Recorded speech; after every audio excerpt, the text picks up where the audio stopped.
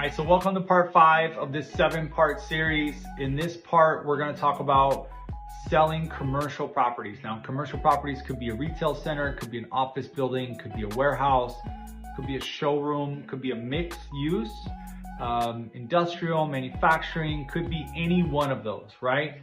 So if it's an owner-user facility, you're not going to need to ask for a rent roll or any of the other things that we talked about in a multi-family situation, okay? So you're basically just going to go in there and you're going to ask for what's wrong as far as deferred maintenance, okay? And we talked about it in the other areas, you know, how's the roof? How's the electrical? How's the plumbing? Is there any deferred maintenance on the outside, you know, on the exterior of the building? So think about those things. They all pretty much go hand in hand. They're just different types of real estate, okay? Now, if you're selling a commercial property and it has tenants, then yes, you're gonna have to ask for rent rolls, just like multifamily. You're gonna have to get those allonges assigned, and you're gonna have, and so it's basically the same thing, right? Just a different type of property. It's not multifamily where you have people, you know, multiple people living in one building. It's a commercial property where they're, you know, it's a warehouse or a retail center or whatnot, okay? So it's basically the same things, okay? However, some of the things on a commercial building that you have to think about is you have to think about roll-up doors, docks, right? Sometimes they have docks where, you know, trucks can pull up and they can load. You have to think with retail centers, there's different types of tenants. Sometimes there's a nail salon, sometimes there's a yoga studio, but like with a nail salon or a hair salon or something like that, there's a lot of plumbing that has to be done, right? That's a lot of money. So think about those things so that if there was all that work done, you know what each unit has and what each unit is best suited for, so that the end user that's gonna come in and buy this property, it has a better feel for what's already been done, right? So there's first gen, second gen, third gen. And what that means is, let's say a retail center or warehouse or whatever has been built. Well, obviously there hasn't been any improvements for that type of business that's using that space, right? So it's just more like a gray shell, right? So let's say you have a retail center, there's 4 units. One is selling towels, one is I don't know, one is a flower, you know, florist, one is a nail salon, beauty salon, and the other one is a yoga studio, right? So you know that the yoga studio is just basically an open area with reception. The florist may have some, you know, area in the back where they need some, you know, extra plumbing and things like that. Obviously the nail salon, beauty salon is gonna need more plumbing because they have sinks and they have, you know, air dryers, and there's a higher level of electricity needed, and so on, right? So now that's a first gen space. Now these people move out and there's another type of business that comes in. They're gonna have to make that unit specific towards their needs, right? Now you're in a second gen space. Now it's being used in a second type of business, right? So think about these things so you know what generation each space is. If it's a warehouse, what type of warehouse? Are they doing light industrial in there? Are they, you know, are they building stuff with metal and things like that? Is it a meat market, you know, where they're actually bringing in cattle and things like that? You know, you have to think about these things so that the end user has a full and clear picture on what they're buying. It's really, really important.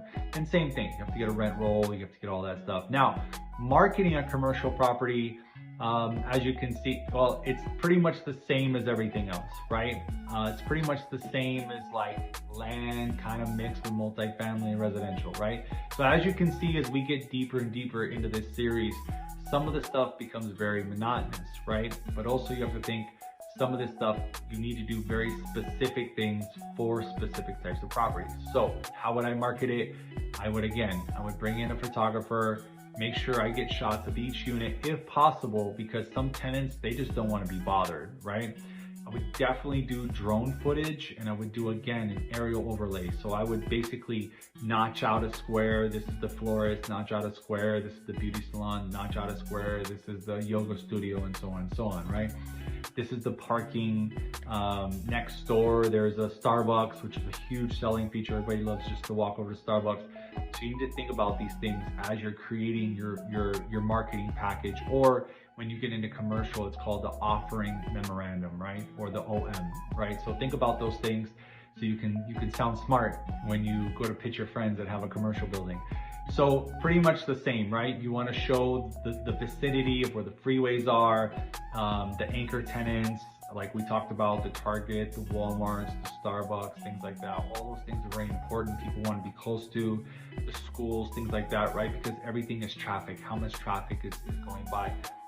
If you can get with the city and see if they have a traffic report, and they can tell you about how many cars pass by per day. That'll be a good marketing feature as well. So think about these things as you go to market your commercial property, right? Remember, it's really important to also go down to the city and see if there's a possibility to do what's called a mixed use overlay of the property. Obviously, times have changed.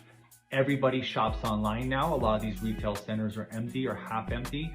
A lot of these office buildings are empty because now everybody is working from home. So if I own a big business and I made everybody work from home, why would I pay for overhead for them to come and work from an office when I don't have to, when they can just work from home and get the same amount of work done? It's better for me as a business, right?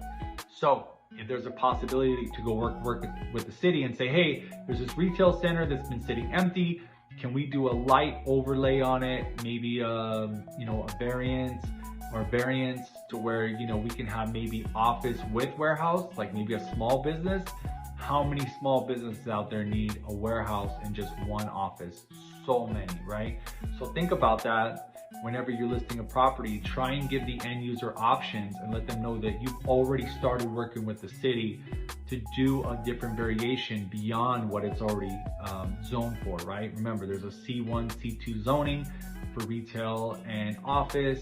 There's industrial there's heavy industrial and light industrial for manufacturing and industrial and things like that, right? So think about those things before you list that commercial property. Try and get a full picture of all the pieces of the puzzle put together so that it's easy for the end user to see what that facility is capable of now and in the future, right? So I hope this video helps you guys.